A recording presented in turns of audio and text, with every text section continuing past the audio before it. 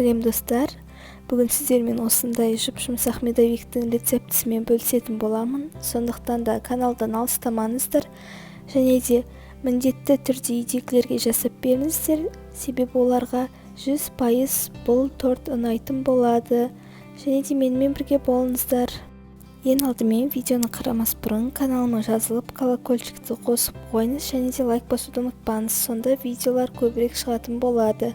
Ең алдымен бізге 200 грамм қант, 100 грамм бал, 3 жұмыртқа, 80 грамм сары май және де 370 грамм ұн мен 2 шай қасық қопсытқыш қажет.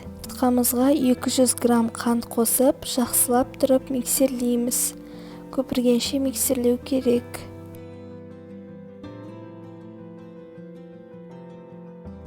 Міне осылай ұзақ уақыт бойы миксерлейміз. Бізде осындай бетінен жүргізгенде із қалатындай масса шығуы қажет.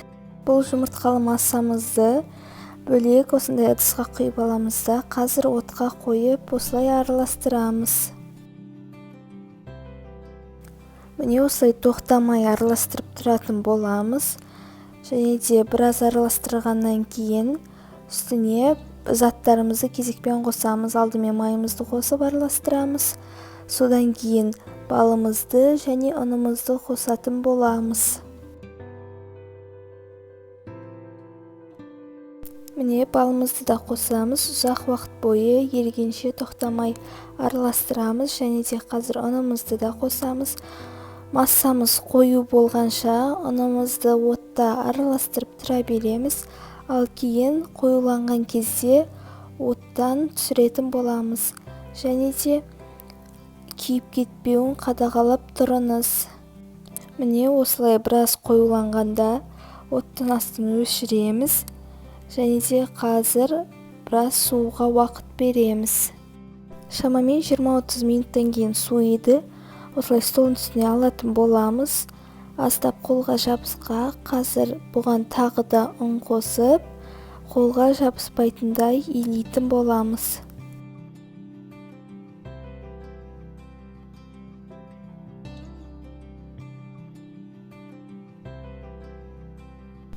Міне осындай қолға жабыспайтын болады. Және де қазір осыны созып 11 бөлікке бөлетін боламыз.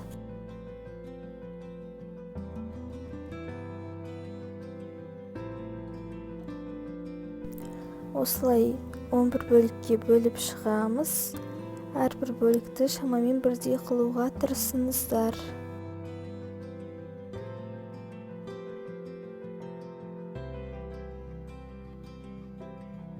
Пергаментімізға ұнымызды себеміз және де үстіне де себеміз. Қазір оқтаудың көмегімен осылай жайып шығамыз.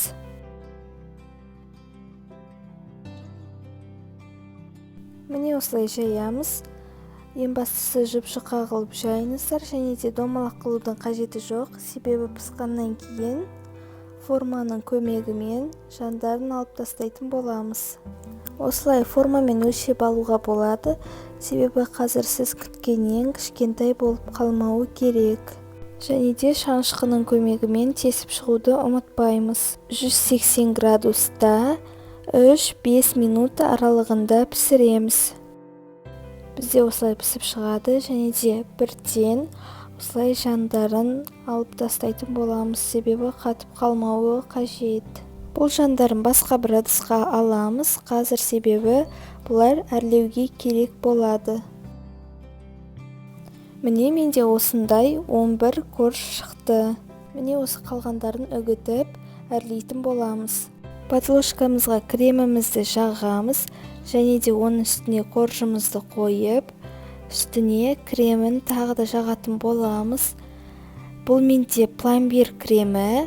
Бұл рецепті менің каналымнан таба аласыздар. Описанияға ссылкасын қалдыратын боламын.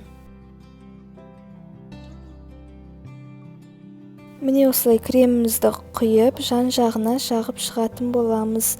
Негізі шамамен 4-5 қасық крем жетеді. Және де екінші коржымызды да қоямыз, оның үстіне тағы да кремімізді жағамыз. Осылай барлық коржымызға жағып шығатын боламыз.